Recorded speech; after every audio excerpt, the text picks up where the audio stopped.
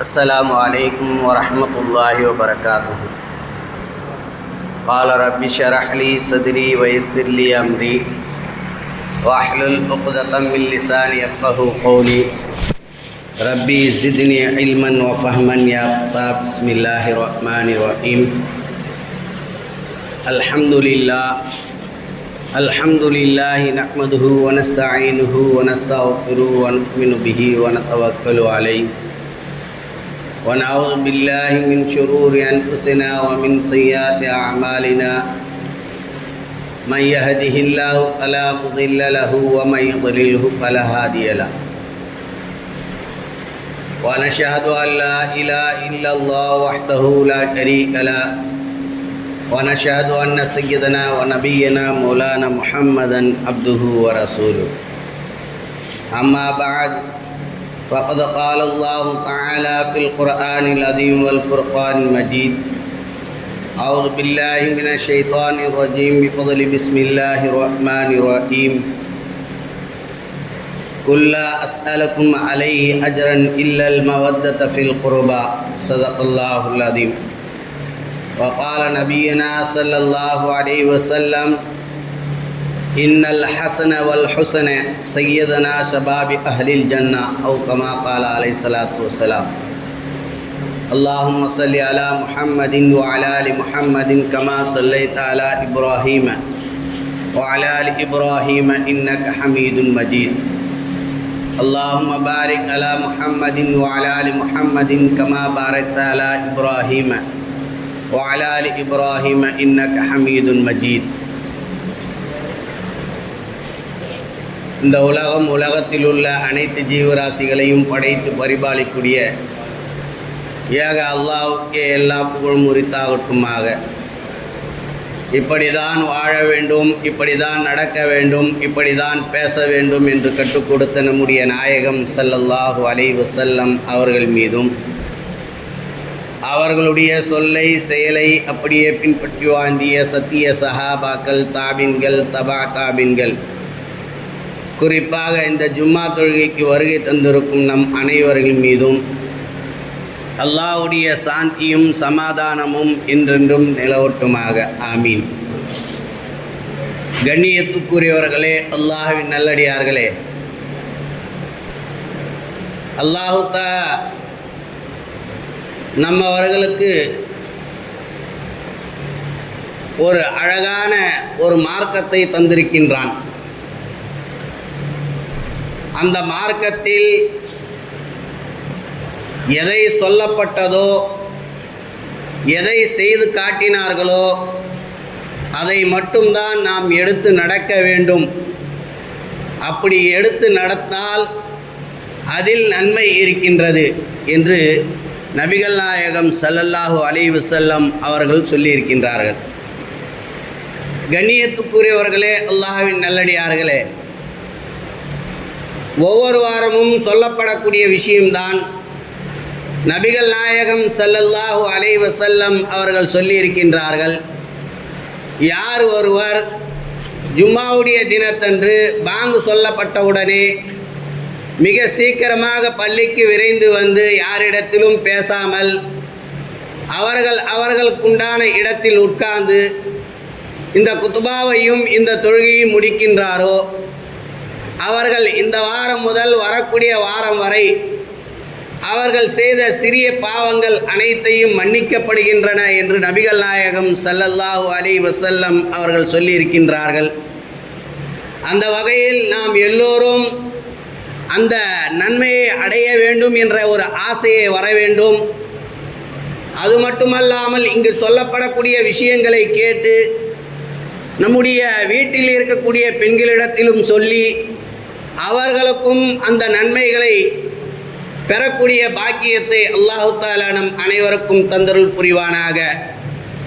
கண்ணியத்துக்குரியவர்களே, அல்லாஹ்வின் நல்லடியார்களே, இந்த முஹர்ரம் மாதம் இஸ்லாத்தின் முதல் மாதத்தில் நாம் இருந்து கொண்டிருக்கின்றோம். இஸ்லாத்தின் முதல் மாதம் இரண்டாவது வாரம், ஜும்மாவுடைய இரண்டாவது வாரம். இந்த வாரத்தில் நாம் இருந்து கொண்டிருக்கின்றோம். கண்ணியத்துக்குரியவர்களே, அல்லாஹ்வின் நல்லடியார்களே, இஸ்லாம் எதை காட்டி தந்திருக்கின்றதோ அதன் பிரகாரம் நாம் நடக்க வேண்டும். நபிகள் நாயகம் ஸல்லல்லாஹு அலைஹி வஸல்லம் அவர்கள் எதை காட்டி தந்தார்களோ அதன் பிரகாரம் நாம் நடக்க வேண்டும். அதை விட்டுவிட்டு வேறு ஒரு கலாச்சாரத்தையோ வேறு ஒரு செயலையோ செய்தோம் என்று சொன்னால் நம்மளை விட ஒரு பெரிய கைசேதக்காரர்கள் வேறு யாரும் இருக்க மாட்டார்கள். ஏன் என்று சொன்னால் நபி ஸல்லல்லாஹு அலைஹி வஸல்லம் அவர்களுடைய பொன்மொழி நம்மவர்களுக்கு கிடைத்திருக்கின்றன.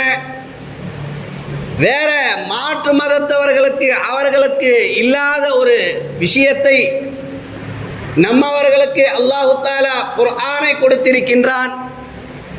இந்த குர்ஆனுடைய பொக்கிஷம் நபிகள் நாயகம் ஸல்லல்லாஹு அலைஹி வஸல்லம் அவர்களுடைய ஹதீஸ்கள், இதை இரண்டும் வைத்து நாம் ஒரு நேரான ஒரு பாதையில் நேரான வழியில் நடக்கக்கூடிய ஒரு விஷயத்தை தந்திருக்கின்றான் என்று சொன்னால் நாம் அல்லாஹ்விற்கு மிகவும் நன்றிக்கடன் செய்தவர்களாக இருக்க வேண்டுமே தவிர அதை விட்டுவிட்டு வேற ஒரு கலாச்சாரத்தையோ வேற ஒரு விஷயத்தையோ வேற ஒரு அனாச்சாரங்களோ இப்படிப்பட்ட செயல்களோ செய்தோம் என்று சொன்னால் நம்மளை விட ஒரு கைசேதக்காரர்கள் வேற யாரும் இருக்க மாட்டார்கள் என்று நாம் கூற முடியும்.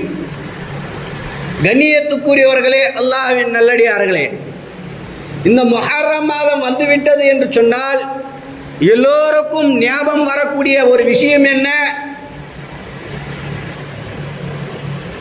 முஹர்ரம் மாதம். இந்த முஹர்ரம் மாதம் வந்துவிட்டாலே எல்லோருக்கும் ஞாபகத்தில் வரக்கூடிய விஷயம் என்ன என்று சொன்னால் உலகத்தில் செய்யக்கூடிய அனாச்சாரங்களும் அட்டுழியங்களும், அதாவது பஞ்சா என்று சொல்லப்படக்கூடிய அந்த விஷயங்களை வைத்து நாம் எல்லோரும் செயல்படுகின்றோம். கண்ணியத்துக்குரியவர்களே, அல்லாஹ்வின் நல்லடியார்களே, சென்ற வாரத்தில் நாம் இதனுடைய மேல் பகுதியை மட்டும் சொல்லி தந்தோம். கண்ணியத்துக்குரியவர்களே, அல்லாஹ்வின் நல்லடியார்களே,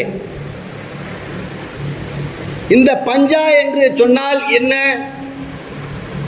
இந்த பஞ்சா என்று சொன்னால் உருது வார்த்தையில் 5 என்று அர்த்தம். 5. இந்த 5ஐ வைத்து மக்கள் எல்லோரும் என்ன கருதுகிறார்கள் என்று சொன்னால் 5 கடவுள்கள். நாம் எல்லோரும் ஏற்றுக்கொண்ட கடவுள் எத்தனை?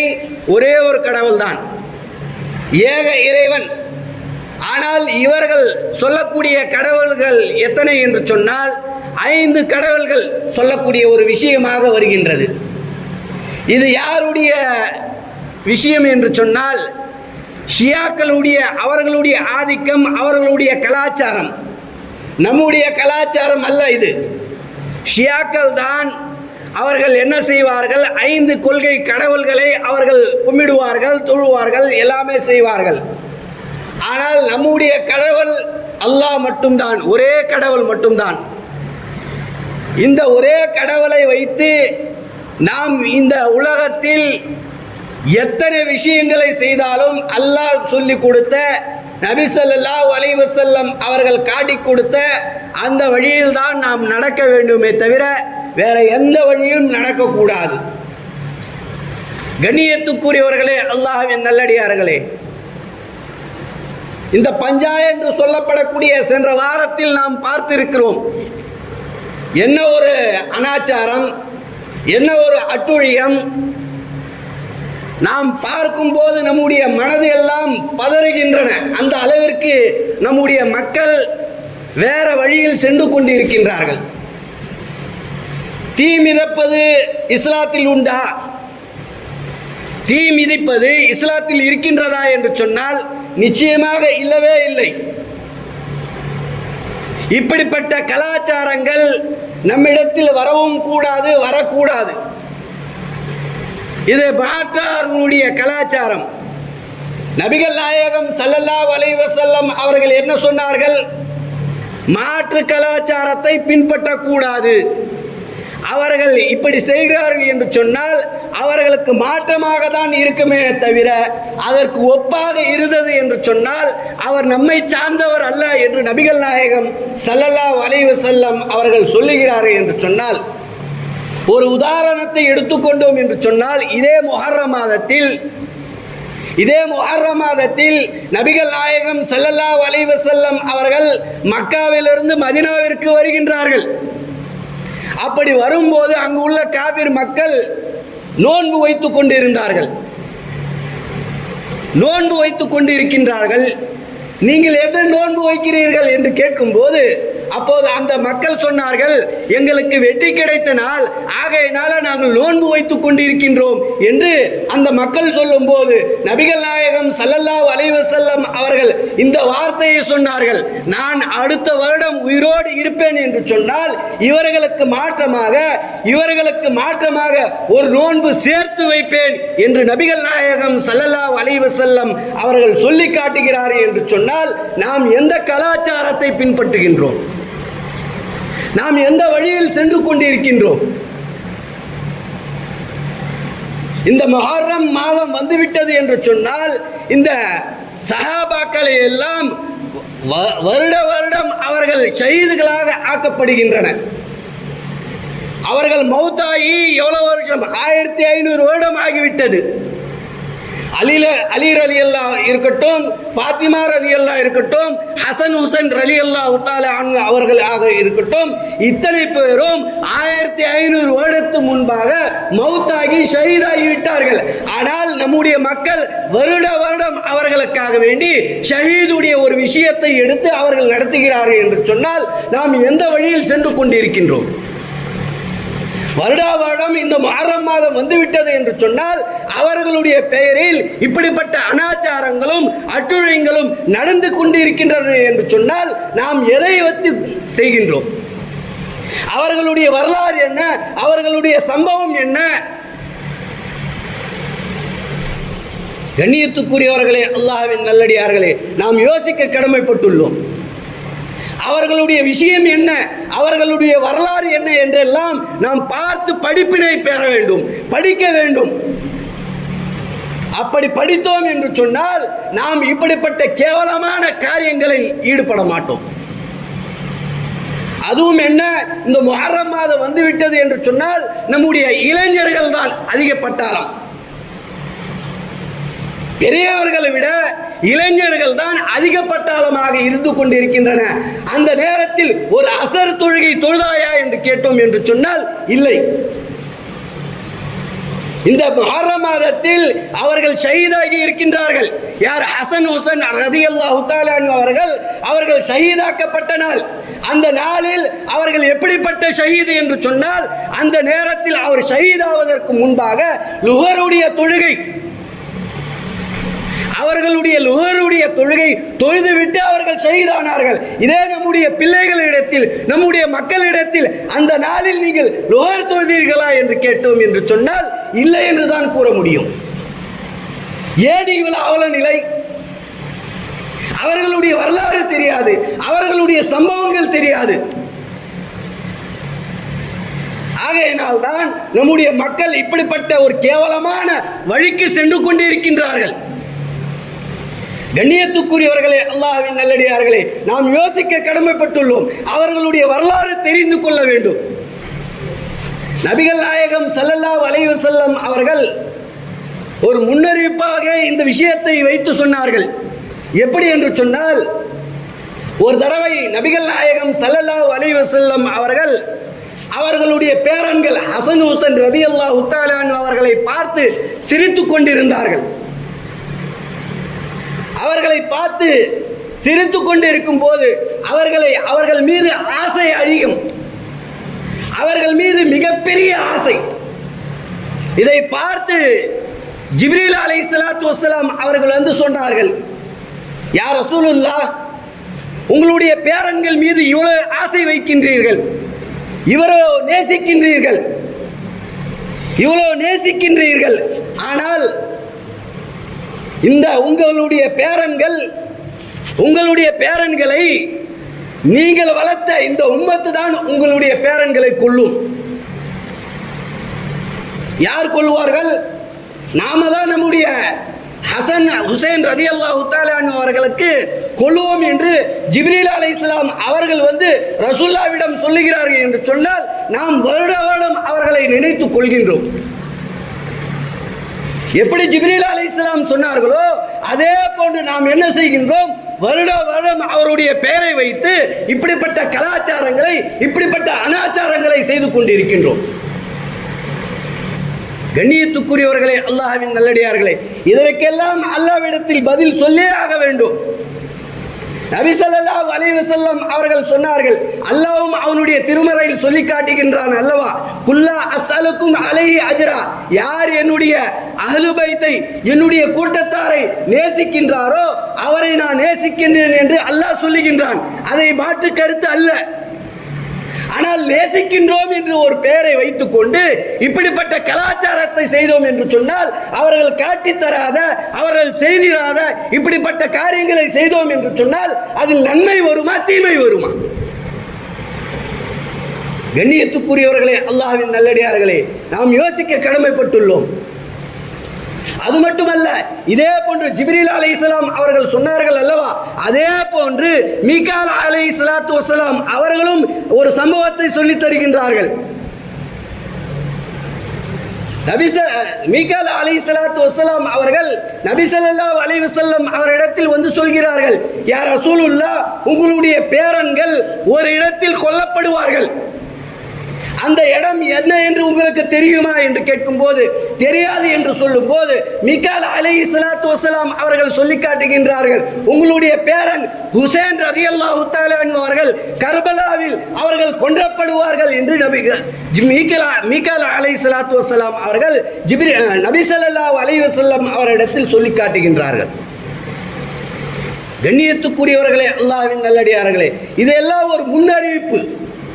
நபி ஸல்லல்லாஹு அலைஹி வஸல்லம் அவர்களுக்கு முன்னதாகவே சொல்லிக் கொடுத்த விஷயத்தை நபி ஸல்லல்லாஹு அலைஹி வஸல்லம் அவர்கள் இதை கேட்டுவிட்டு ஒரு நாள் வீட்டுக்கு வருகிறார்கள். இந்த விஷயத்தை கேட்டுவிட்டு அவர்களுடைய மகளுடைய வீட்டுக்கு, ஃபாத்திமா ரலியல்லாஹு தஆலா அன்ஹா அவர்களுடைய வீட்டுக்கு வருகிறார்கள். அப்படி வரும்போது இந்த இரண்டு பேரன்களும், ஹசன் ஹுசைன் இரண்டு பேரர்களும் விளையாடி கொண்டிருக்கின்றார்கள். அப்படி விளையாடி கொண்டிருக்கும் போது இந்த இரண்டு பேரைகளையும் கூப்பிடுகிறார்கள் நபி ஸல்லல்லாஹு அலைஹி வஸல்லம். அப்படி கூப்பிட்டு நபி ஸல்லல்லாஹு அலைஹி வஸல்லம் அவர்கள் ஹசன் ரலியல்லாஹு தஆலா அன்ஹு அவர்களுக்கு அதாவது நெற்றியில் முத்தமிடுகிறார்கள். ஹசன் ரலியல்லாஹு தஆலா அன்ஹு அவர்கள் நெற்றியில் முத்தமிடுகிறார்கள். அதே போன்று இரண்டாவது ஹுசைன் ரலியல்லாஹு தஆலா அன்ஹு அவர்களுக்கு கழுத்தில் முத்தமிடுகிறார்கள். இதை பார்த்து கொண்டிருந்த ஃபாத்திமா ரலியல்லாஹு தஆலா அன்ஹா அவர்கள், இது என்ன மாற்றமாக இருக்கின்றது, எப்போதும் கன்னத்தில் முத்தமிடுவார்கள் ரசூலுல்லாஹி ஸல்லல்லாஹு அலைஹி வஸல்லம், இப்போது மாற்றமாக முத்தமிடுகிறார்களே என்று ஒரு கேள்வியை அவர்களுடைய உள்ளத்தில் வைத்துக்கொண்டு நபியிடத்தில் கேட்கிறார்கள். யா ரசூலுல்லாஹ், நீங்கள் எப்போதும் தராத முத்தம், நீங்கள் எப்போதும் கன்னத்தில் உங்களுடைய பேரர்களுக்கு முத்தமிடுவீர்கள், ஆனால் இன்று நீங்கள் முத்தமிடுவது மாற்றமாக இருக்கின்றதே, என்ன காரணம் என்று கேட்கும்போது அப்போது நபிகள் நாயகம் ஸல்லல்லாஹு அலைஹி வஸல்லம் அவர்கள் சொன்னார்கள், ஹசன் ரலியல்லாஹு தஆலா அன்ஹு அவர்கள் அவர்களுக்கு அவர்கள் நச்சு வைத்து அவர்கள் கொல்லப்படுவார்கள், ஆகையினால அவர்களுக்கு நெத்தியில் முத்தமிட்டேன். ஹுசைன் ரலியல்லாஹு தஆலா அன்ஹு அவர்களுக்கு அம்புவால் அவர்கள் குத்தப்பட்டு ஷஹீதாவார்கள், ஆகையினால அம்பு இந்த இடத்தில் குத்தும், ஆகையினால இதை முன்னறிவிப்பாகவே எனக்கு தெரிந்ததனால அந்த இடத்தில் அவர்களுக்கு முத்தமிட்டேன் என்று சொல்லும்போது ஃபாத்திமா ரலியல்லாஹு தஆலா அன்ஹா அவர்கள் அழுகின்றார்கள். இப்படி சொன்ன உடனே அதிகமாக அழுகிறார்கள். அப்படி அழுது விட்டு ஃபாத்திமா ரலியல்லாஹு தஆலா அன்ஹா அவர்கள் நபியிடத்தில் ஒரு கேள்வியை கேட்கிறார்கள். யா ரசூலுல்லாஹி ஸல்லல்லாஹு அலைஹி வஸல்லம், நீங்கள் அவர்களுடைய ஒரு தாத்தாவாக இருக்கின்றீர்கள், பாட்டனராக இருக்கின்றீர்கள். எல்லா நபிமார்களுக்கும் அல்லாஹ் தஆலா ஒவ்வொரு துஆவை கொடுத்திருக்கின்றான். எல்லா நபிமார்களுக்கும் ஒரு துவாவை கொடுத்திருக்கின்றான். அப்படி உங்களுக்கும் ஒரு துவாவை கொடுத்திருப்பான் அல்லவா? எல்லா நபிமார்களுக்கும் அவர்களுடைய சமுதாயத்தை காப்பதற்கு, அவர்களுக்கு தேவைக்கு உண்டானதை நிறைவேற்றுவதற்காக ஒவ்வொரு நபிக்கும் அல்லாஹ் தஆலா ஒரு துவாவை கொடுத்திருந்தான். அந்த நபிமார்கள் எல்லாரும் அவர்கள் அந்த துவாவை பயன்படுத்தி விட்டார்கள். ஆனால் ஒரே ஒரு துவா நபி ஸல்லல்லாஹு அலைஹி வஸல்லம் அவர்கள் இதுவரைக்கும் அவர்கள் பயன்படுத்தவில்லை. அப்படி பயன்படுத்தாத துவாவை அவர்கள் வைத்திருக்கிறார்கள். ஆகையினால ஃபாத்திமா ரலியல்லாஹு தஆலா அவர்கள் கேட்கிறார்கள், யா ரசூலுல்லாஹ், இப்படி கொல்லப்படுவார்களே, இந்த கொல்லப்படுவதை தடுக்குவதற்காக வேண்டி நீங்கள் உங்களிடத்தில் இருக்கக்கூடிய அந்த துவாவை உங்களுடைய பேரன்களுக்காக நீங்கள் துவா செய்யுங்கள் என்று கூறும்போது நபி ஸல்லல்லாஹு அலைஹி வஸல்லம் அவர்கள் இந்த உம்மத்தின் அதிக பிரியம் வைத்ததின் காரணமாக, அவர்களுடைய பேரன்களை விட இந்த உம்மத்தின் மீது அதிகமாக பேர் அன்பு வைத்ததின் காரணமாக அப்போது சொன்னார்கள், ஃபாத்திமா, உன்னுடைய பிள்ளைகளுக்காக வேண்டி வைத்திருக்கவில்லை, உனக்காகவும் வைத்திருக்கவில்லை. இந்த துவா வரக்கூடிய சந்ததியினர், வரக்கூடிய என்னுடைய உம்மத்தினர், அவர்களுக்காக வேண்டி இந்த துவாவை வைத்திருக்கின்றேன். என்னுடைய உம்மத்தை எவ்வளோ பாவங்கள் செய்யும், எவ்வளோ தவறான விஷயங்கள் செய்யும், அதையெல்லாம் முறியடிப்பதற்காக வேண்டி இந்த துவாவை நான் வைத்திருக்கின்றேன். உங்களுக்காக இந்த துவாவை நான் யூஸ் பண்ண மாட்டேன் என்று நபிகள் நாயகம் ஸல்லல்லாஹு அலைஹி வஸல்லம் அவர்கள் சொல்லுகிறார்கள் என்று சொன்னால், கண்ணியத்துக்குரியவர்களே, அல்லாஹ்வின் நல்லடியார்களே, நாம் யோசிக்க கடமைப்பட்டுள்ளோம். நபி ஸல்லல்லாஹு அலைஹி வஸல்லம் அவர்கள் நம் மீது இவ்வளோ பேர் அன்பு, ஆசையும் அதிர்ச்சியும் வைத்திருக்கிறார்கள் என்று சொன்னால், நாம் அவர்களை எவ்வளவு பின்பற்ற வேண்டும், அவர்களுக்கு எவ்வளவு நன்றி கடனை செய்தாலும் ஈடாகாது. கண்ணியத்துக்குரியவர்களே, அல்லாஹ்வின் நல்லடியார்களே, நபி ஸல்லல்லாஹு அலைஹி வஸல்லம் அவர்கள் சொன்னார்கள்,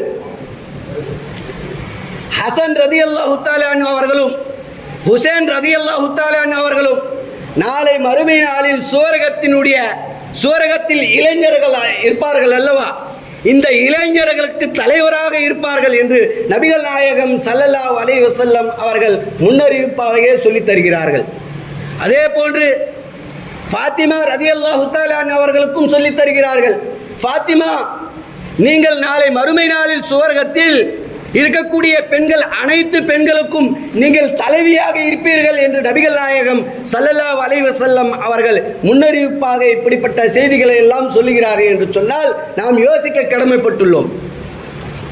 நபி ஸல்லல்லாஹு அலைஹி வஸல்லம் அவர்கள் சொன்னார்கள், யார் என்னுடைய குடும்பத்தின் மீது அவர்கள் அதிக பேரன்பு, அதாவது பேர் ஆசை அதிகமாக வைக்கின்றார்களோ, நபி ஸல்லல்லாஹு அலைஹி வஸல்லம் அவர்கள் சொன்னார்கள், யார் என்னுடைய குடும்பத்தில் ஆசைப்படுகிறீர்களோ அவர்களுக்கு அல்லாஹ் தஆலா ஆசைப்படுவான்.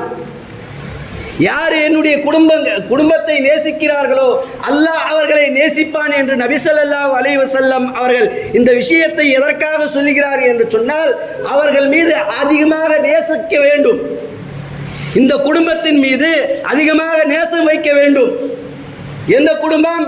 நபி ஸல்லல்லாஹு அலைஹி வஸல்லம் அவர்களுடைய குடும்பத்தின் மீது யார் நேசிக்கின்றாரோ, யார் ஆசைப்படுகிறாரோ அவர்களுக்கு அல்லாஹ் ஆசைப்படுகிறான், அவர்களுக்கு அல்லாஹ் நேசிக்கின்றான் என்றெல்லாம் நபிகள் நாயகம் ஸல்லல்லாஹு அலைஹி வஸல்லம் அவர்கள் சொல்லி இருக்கின்றார்கள். அந்த வகையில் நாம் வரக்கூடிய காலங்களில் இவர்களுடைய வரலாறுகளை தெரிந்து கொண்டு அதன் பிரகாரம் நடப்பதற்கு வல்ல ரஹ்மான் நம் அனைவருக்கும் தௌஃபீக் செய்வானாக. ஆமீன். வாஹிர் தாவானா அனில் ஹம்துலில்லாஹி ரப்பில் ஆலமீன். அஸ்ஸலாமு அலைக்கும் வரஹ்மத்துல்லாஹி வபரகாத்துஹு.